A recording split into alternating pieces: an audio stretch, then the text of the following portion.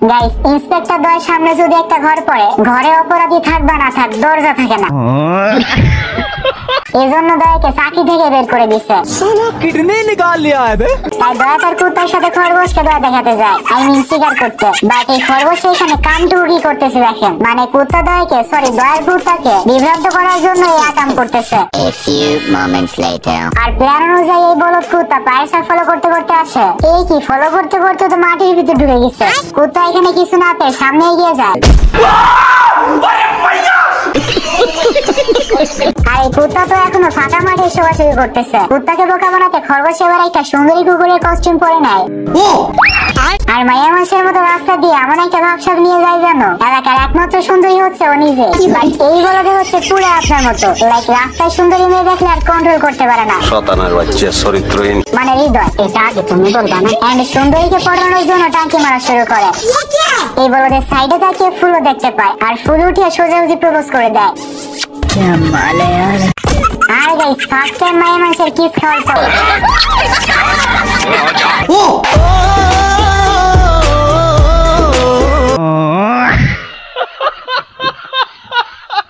Guys, এইখানে এই বলদ নগর শিকারী আসছে হাঁস শিকার করতে। এন্ড জানালা খুলে দেখে সামনে হাঁস সাদা কাটতেছে। হাঁসও একটা কস্টিউম পরে নেয়। ये सब क्या देखना पड़ रहा है? শিকারী এবার দুইটা গ্লাভস বের করে বন্দুকে সেট করে নেয়। এন্ড হাঁসের দিকে তাক করে ফায়ার করে। ये सब क्या देखना पड़ रहा है? পানির ভিতর বন্দুক ঢুকিয়ে ফায়ার করে। গুলি বের হয় না দেখে উঠে দেখে। আবার যখন গান নিতে যায়,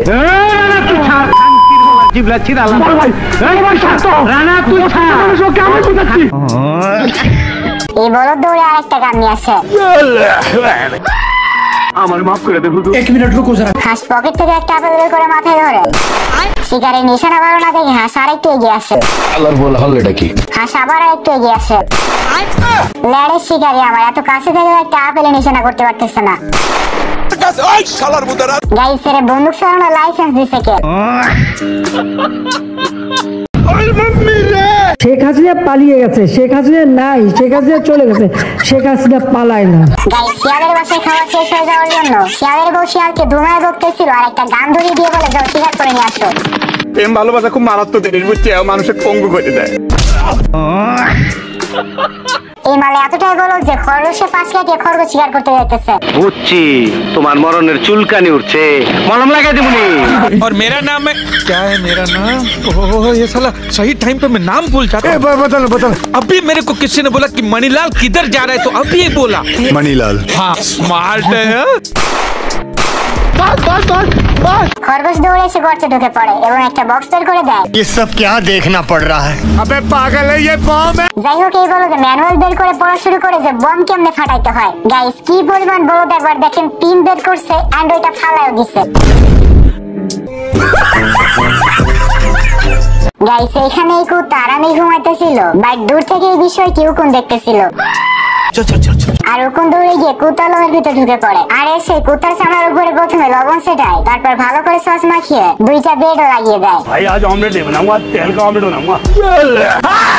তোরা কে কোনা আমার বাসা, আমার বোন কাপড় বসে আমার শাশুড়ি, আমি জানতাম না। কুত্তা চুলকানি সহ্য না করতে পেরে কামড় বসিয়ে দেয়, আর তাড়াতাড়ি ব্যাগপত্র গুছিয়ে দৌড় দেয়।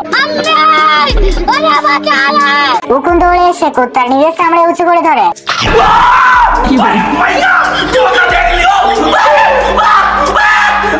আর কুত্তার মালিক কুত্তাকে ধরে আইসকুল পাউডার মাখিয়ে দেয়।